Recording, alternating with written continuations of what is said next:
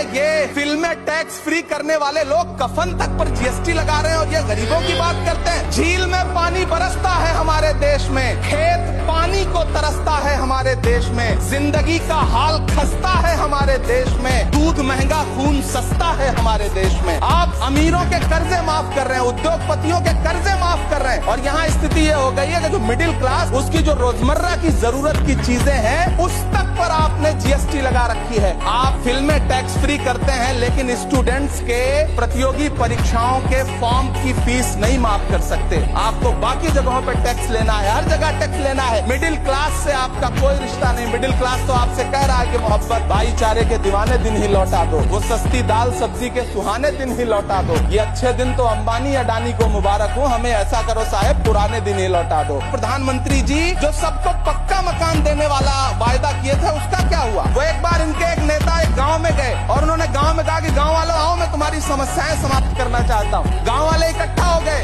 नेताजी ने गांव वालों से कहा बताओ तुम्हारी दो समस्याएं बताओ, मैं दोनों समस्याओं का यहीं पे समाधान करूंगा। तो गांव वालों ने कहा साहब हमारी पहली समस्या है कि हमारे यहाँ कोई हॉस्पिटल नहीं है। तो नेताजी ने मोबाइल निकाला, कहीं फोन मिलाया और मिला के फोन पे पता नहीं क्या कुछ कहा कि यहाँ गांव में हॉस्पिटल नहीं है, हॉस्पिटल तुरंत यहाँ हॉस्पिटल चाहिए। गांव वाले खुश हो गए कि 1 मिनट में यहाँ हॉस्पिटल आ रहा है। अगली समस्या के बारे में उन्होंने नेताजी ने गांव वालों से कहा कि मैंने आपकी पहली समस्या समाप्त कर दी, दूसरी समस्या बताओ। तो गांव वालों ने कहा साहब इस गांव में कोई भी मोबाइल का नेटवर्क ही नहीं है। ये है इनके काम करने का तरीका, ये है झूठ बोलने का तरीका।